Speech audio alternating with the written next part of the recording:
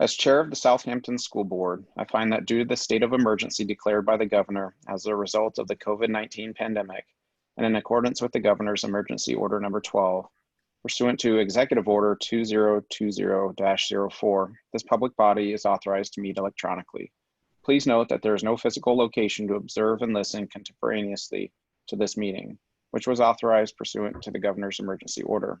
However, in accordance with the emergency order, I am confirming that we are utilizing Zoom for this electronic meeting. All members of the Southampton School Board have the ability to communicate contemporaneously during this meeting through this platform, and the public has access to contemporaneously listen and, if necessary, participate in this meeting through dialing the following phone number: 646-876-9923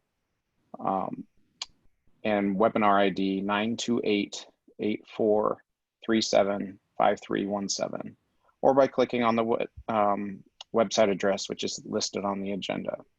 We previously gave notice to the public of the necessary information for accessing this meeting, including how to access the meeting using Zoom or telephonically. Instructions have also been provided on the website of SAU21 at www.sau21.org. If anybody has a problem, please call 603-926-8992, extension 103, or email at revans@sau21.org. In the event the public is unable to access the meeting will be adjourned and rescheduled. Please note that all votes that are taken during this meeting shall be done by roll call vote. Let's start the meeting by taking a roll call attendance.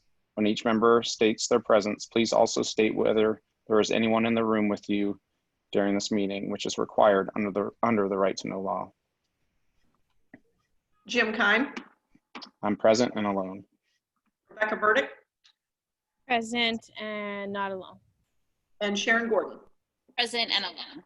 Okay, I have the attendance taken. Great, thank you.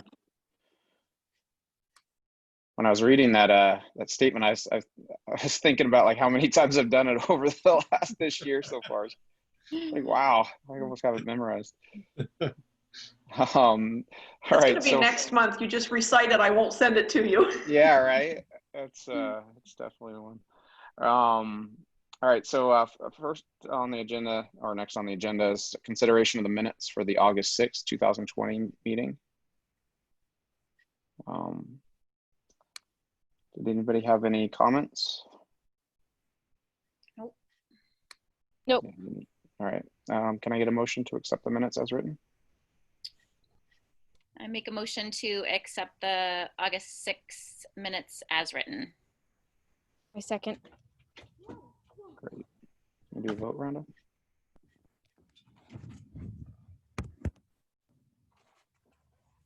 Jim Kime.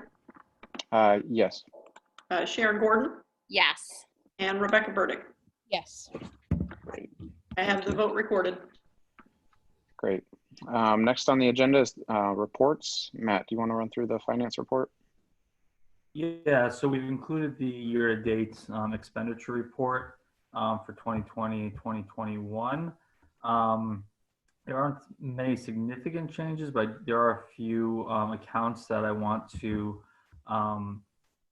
address. The first of which is on page 2. Under special education, you will see that our tuition account is over budget currently by just over $48,000. This is due to an unbudgeted out-of-district placement. We do anticipate, this is something that, we were made aware of earlier this year, and we do plan to, monitor our budget as we go through the year, but likely we will be requesting that the board withdraw funds from the Special Education Expendable Trust to fund this overage. Additionally, on that same page, you'll see page 2 under guidance, salaries. It's over budget by almost $19,000. This is really just a misnomer because a portion of the salary will be funded via a grant funding, and it's also split with another salary account that It just is not reflected yet. So those transfers will need to occur at a later date. Other than that, you'll see on page 4, our information access fees under computer instruction are over budget by about $2,700. That is really an encumbrance. It's over encumbered. So we do expect that this will be higher than we had budgeted for because we are upgrading our internet. But I expect that to come down to approximately $1,000 over budget, as opposed to the 2,700 that's reflected. On page 5, you will see that under buildings, we're over budget in the consultants line item. This was the item that I spoke about the last board meeting where we had contracted the roof consultants to conduct the roof inspection, preparing the bid documents, preparing that RFP, and also construction management for the gym roof that we anticipate putting on the bringing forth to the board during the budget process for a warrant article. And that will be taken from the expendable trust, so that will not be on the operating budget. You'll also see that custodians' salaries are over encumbered by about $4,000. That's really going to be determined by how much we're able to get our custodians to increase their hours. We do have a need for more custodial work during the day during this pandemic. So we are attempting to resolve that either through our existing custodial staff or hiring a part-time staff member. However, from a year-to-year perspective, that does fluctuate because it is hourly. However, we have encumbered it at a higher rate. Similarly, our supplies accounts under buildings is over budget by about $3,500. This is again due to the various cleaning and disinfecting supplies that have been required to purchase. We do expect to get refunded at a 75% rate from FEMA for those expenditures, as well as any other COVID-19 related expenditures. Otherwise, I also want to point out under employee benefits, we're currently over budget in our health insurance line item on page number 8. And this is a byproduct of people's staff turnover or election changes. That's the reason for that overage, is that that number fluctuates year to year depending on what plans our employees choose. Be happy to answer any other questions that you may have.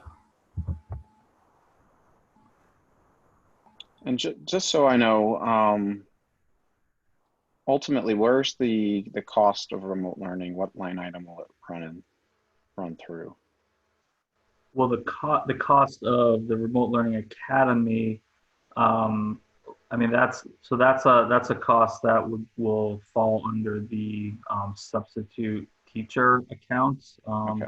because we are hiring long-term substitutes.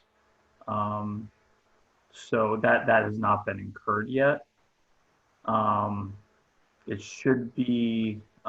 It's going to be a lower rate based on the fact that we do not need to provide them benefits. We also anticipate that getting some, as I had mentioned earlier, or not earlier, I think during our joint board meeting, we also anticipate refunds in that health insurance line item, our dental insurance line item, as well as our unemployment and workers' comp insurance line items due to claims history. So we hope we're hopeful that those accounts balance out from a cost perspective. Obviously, it's something that we're monitoring as we go forward, and we may have to look at utilizing expendable trusts as we, as we have a better idea of where these, where we do end up with expenditures. Yep. Okay. Thank you, Matt. Does anybody have any other questions? Okay. Thank you very much. Next on the agenda is public comment. Now, we do have one person on. And Rhonda, did anybody email you anything? I do not have any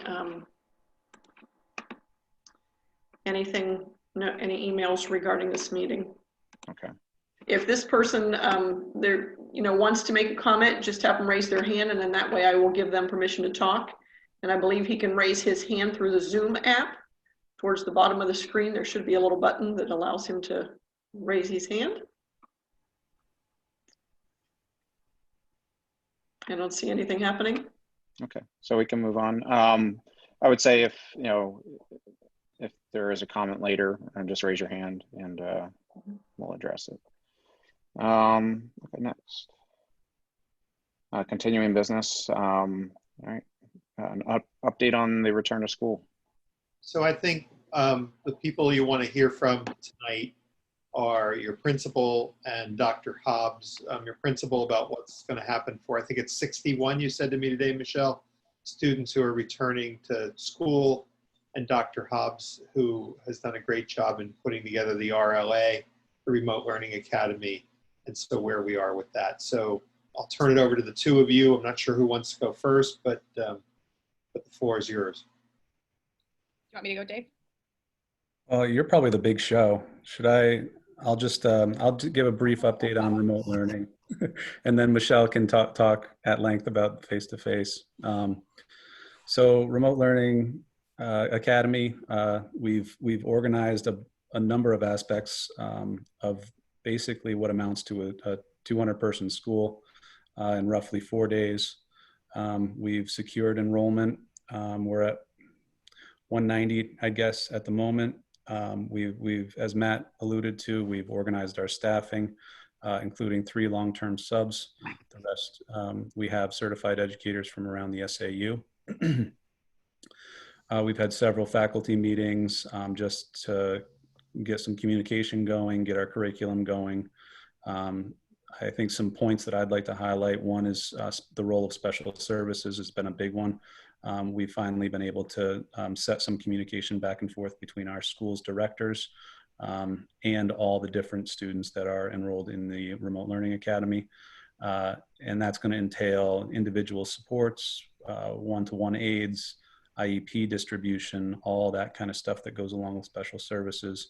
I'm sure Caroline has a laundry list more, but that's kind of the highlights from my end.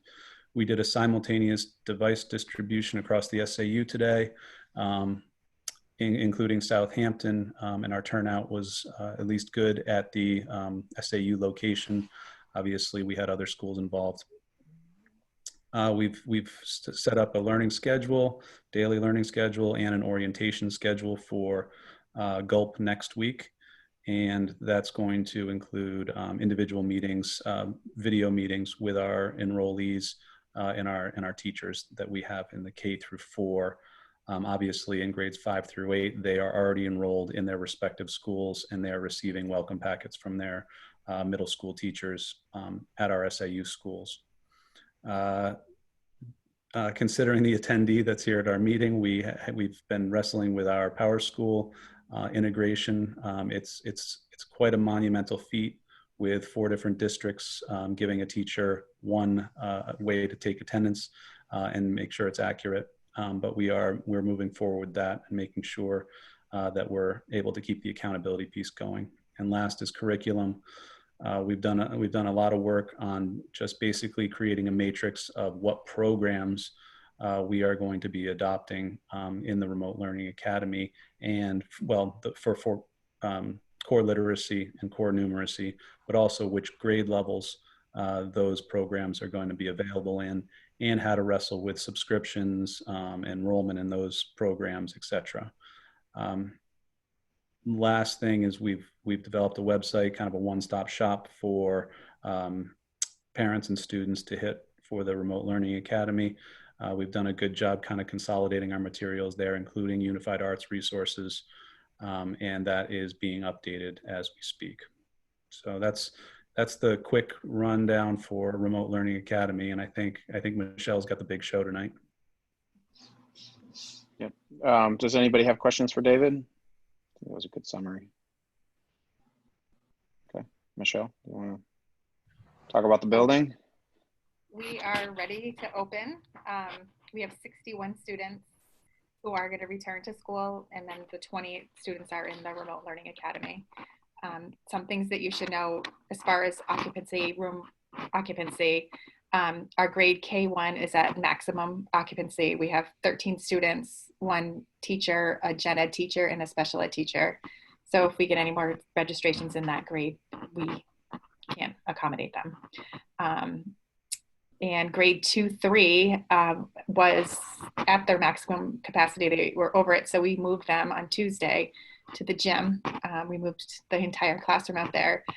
They've done a great job turning it into a really nice space. I think the kids are going to really love it there. And the teacher's been really flexible and positive about the move. I also want to thank Winnicott had sent over some custodians to help us move some of the furniture and materials out there, because it was a pretty big task to do. Grade 4-5 is at maximum capacity as well. We have 14 students, 1 teacher, and 1 special ed associate. And then in grade 2, we have 10 students. So we're fine in that classroom. Grade 7, we have 4 students. And in grade 8, we have 5 students. We're a little concerned about the 7th grade because there are only 4 students, and we felt like that was a little isolating for them to only be 4 stuck in a room all day. So we're going to combine this for several reasons. We're going to have them in their own classrooms for academics, but for Unified Arts, for lunch and recess, we're going to actually combine them and make that just one small cohort of 14 students. Which grades, Michelle, are you combining? The 6 7. and 7. Oh, 6, 7. Gotcha. Sorry. Okay. We'll combine that for SEL work and for just like the social aspect of it. As you know, we have our orientation next week. We have grades kindergarten, 2nd and 5th coming on Tuesday from 9 to 12. And then we have on Wednesday, we have grades 1, 3, and 4 coming. And then on Thursday, we have the middle school students coming. The teachers really felt this was important to just make those connections and reconnect with their teachers. And they wanted to take the time in small groups to train them on how the difference that school is going to be this year with social distancing, and also to help them log onto their computers to get comfortable with the platforms that they'll be using this year. We're going to have one of our EAs is going to ride the bus with the students that are taking the bus during orientation, just to help them navigate the new rules off the bus and how to social distance. And we have kindergartners who have never been on the bus before. So that's going to be helpful, I think, for the orientation. As you also saw, we had to change the start and dismissal times slightly for the regular school day. This was due to the fact that the bus driver has to sanitize the bus in between runs. So we needed to add like 15 to 20 minutes in between runs, which made our start time is still at 8 o'clock. But the second bus will be coming at 8:50. And then dismissal will be at 1:45 for the first bus and 2:35 for the second bus. Kindergarten students will be leaving at noon every day.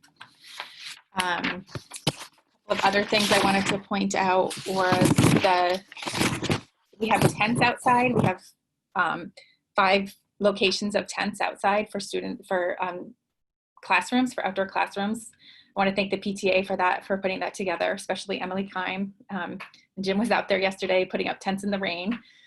It looks great, and this staff is really excited about using them, and we're really thankful for the work that you guys did to make that happen for us. We also, I also wanted to point out how lucky we are to have such a great staff. They've been so positive and so flexible.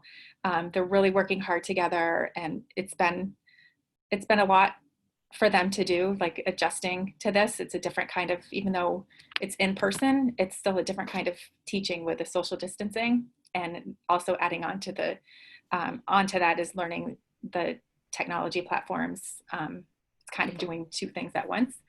But they've been really great at working hard. They've been putting in a lot of extra time, and they've just been really positive.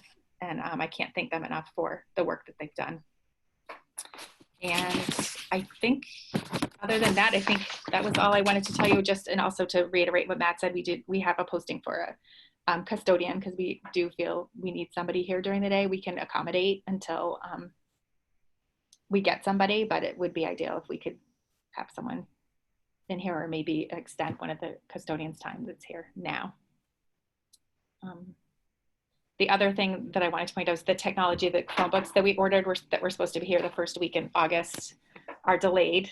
So they're telling us it'll be the end of September. So we've been using, I sent a survey out to families to find out if there's anybody who doesn't have a device at home. In case we have a heat day, we want to make sure that they can access schooling from home. So I've identified those families, and we have the technology ready that we'll send it home with them on that during orientation. And then we're just hoping that those really do come in at the end of September. In the meantime, we're using all of our desktop computers. We took them out of the computer lab, and we've put them, the middle school has them set up on all the students' workstations. So we'll be using those until the Chromebooks do come in. And then we're using whatever we have left in school, we're going to kind of divide up with the other classes. So I think we'll be okay to get us through the next couple of weeks until they come in. And I just wanted, since you guys aren't allowed to come into the building, I took some pictures today of all the classrooms, because I thought that would be, then you could see what they look like. And if anybody was here, they could see what the school classrooms were going to look like for their children. So Rhonda, I think you have to give me a host in order to, how do I share my screen? I just created it so you can share. Okay. I think you should be able to. I don't see it. It doesn't show her as a co-host yet, Rhonda. No, but I just set it up for all panelists can share. Okay. Yeah, like a green button at the bottom of my screen. Oh, no, it just popped up. Okay.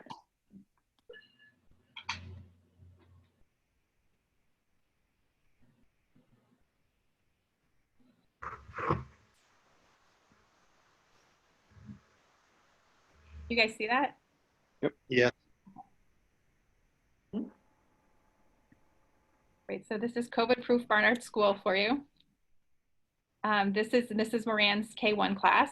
We took a lot of furniture and things out of there. Everything's social distanced. This is Mrs. Pruitt's grade 2-3 in the gym.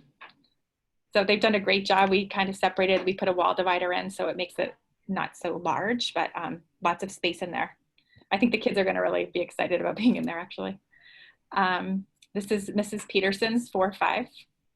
The PTA, those mats that you see were from the PTA, those are we're gonna use those for when we go outside. The students will have something to sit on if the grass is wet in the morning. This is Mrs. Casas's room. We haven't gotten the desktops in there yet for her, but we'll work on that on Monday. This is the 7th grade classroom. So we have the little workstation set up. Everybody has their own computer for now. The tubs, those totes that you see were donated by Lowe's. We needed a place for kids to store their materials so they weren't touching each other and store their coats and things. So that's what those are. This is the science, this is the 8th grade room. And this is the tent areas, some of the tent areas that were set up. So each grade, each class has their own section for their classrooms.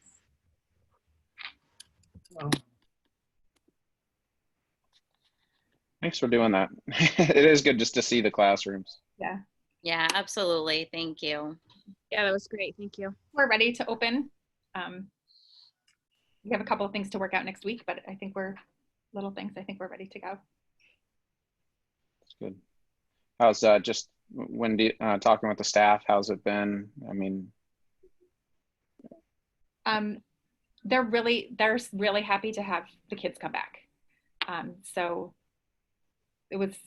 Friday was a little hard because we had to like shift gears, but then we came back Monday and they've been working really hard and they're excited about having everyone back and they're good. We're ready to go. great. I think we're excited for the kids to be back too. Ones that want to go back into school. It's yeah, we're definitely very excited, and I just want to, I think, just thank everybody for doing all the work, and probably something you guys never signed up for or kind of expected to happen, but we just really appreciate it. We know how much work it's been. Thank you. Thank you. Michelle, you've done great work. Really just amazing. Thank you so much. Thank you. I'm happy to be here. The staff has been really great. We're lucky to have you. Thank you. Sharon or Becky, do you have any questions regarding back to school or? No questions, but thank you guys so much. I can't even imagine what the past few months have been like for you. So it's definitely appreciated for sure. Yes. We're writing a book, so. I think you should. I hope you guys all don't quit like at the end of the year. Oh, they're good. I'll give them that idea, Sharon. I know. we want this team. This team's good. I know. Thank you for doing all that you guys have done, and I'm really, unfortunately, I'm not part of that anymore because I don't have any kids that are going, but I'm happy that the families get to have their kids go to school, and I'm happy that the staff has been really good with working with Michelle and just changing gears so quickly. Well, thanks for your support. You guys have been great. All right. Next on the agenda is the proposed memorandum of understanding with Southampton and Winnacunnet. And I know we have on the agenda also a potential for a non-public there, I guess. Yes. We have it scheduled for a non-public for you to have a conversation about that document or ask any questions that you might have and to consider whether you might act on it tonight. Winnacunnet has already acted on the document and approved it. So it's now in Southampton's hands. Okay, great. You want to, yeah, we can go into non-public for that. Yes. And Why don't we do that? Yeah, why don't we do that now, and then we'll come out, and then you want to do the policy?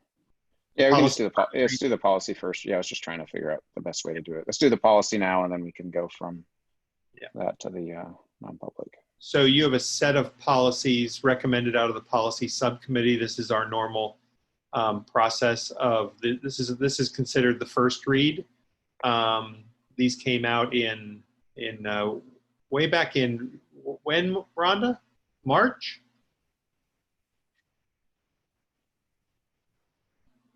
We've had them for a while. We were going to do a meeting in March. That didn't happen. We pushed them off to June. So we have them now. Okay. So this is a first read. They would go to the joint board in October, assuming that the first read goes well with each of our 5 boards. So any questions you have tonight or that you have following this meeting about any of these policies, we'd be happy to try to answer. Okay. At this point, I'm fine. I don't have any questions. Sharon, Becky? I don't.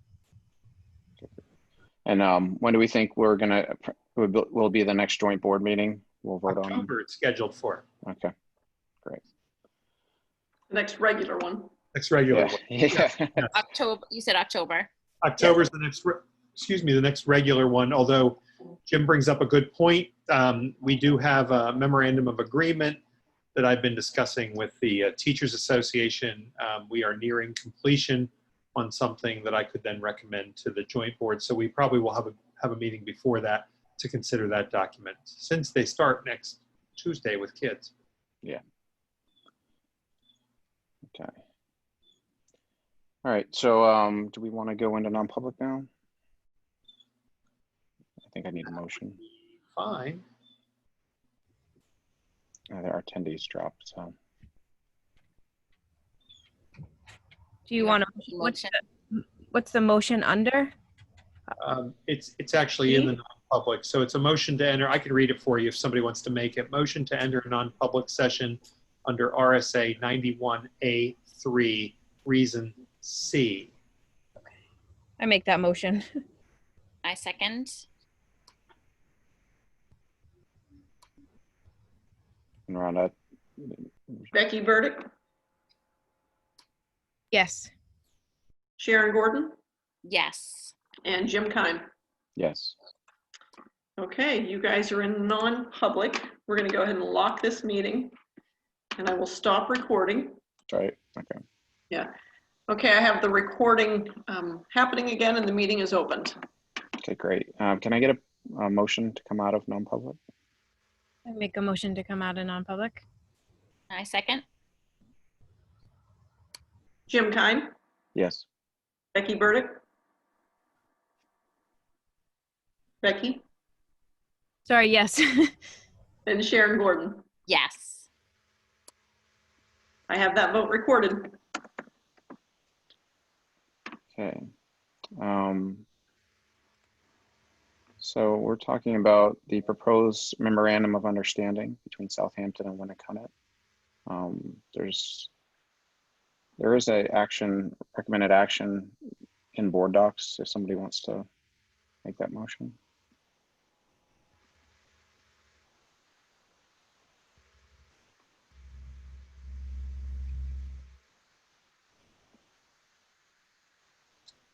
I'm happy to read it for you if that would help. Yeah, why don't you do that, Bill? Sure. The motion would be to authorize the Southampton School Board Chair to sign the proposal to enter into a memorandum of understanding for a tuition agreement with the Winnicott Cooperative School District. I make that motion. I need a second. Great. Rhonda, you want to do the vote? Jim Keim, Yes. Rebecca Burdick, Yes. and Sharon Gordon. Yes. I have that vote recorded. Thank you. So that's the bulk of what's on our agenda. The next meeting date for Southampton School Board is going to be Thursday, October 1st at 4:30. There's an SAU Operations Committee meeting Tuesday, October 6th at 5:30, and then an SAU 21 joint board meeting Tuesday, October 20th at 6 p.m. Although I think we all recognize there's a high probability we'll have one before that. Hope so, because that will mean we have an agreement. Yeah, yes, exactly. And I think that pretty much wraps up the meeting from our side. I don't see anything else. Does anybody have anything else they'd like to talk about, or? All right, great. Well, we definitely wish you guys the best, next week. We're very excited and to get the kids back in school. And David, we definitely recognize all the hard work you're doing for helping out those students who are going to go remote. So thank you. And can I get a motion to adjourn the meeting? Make a motion to adjourn. A second. And is that a unanimous? Yes. All right. Great. Thank you. Thanks, you guys. Thanks. Good night, everybody. Good luck. Bye. Good luck. Thank you.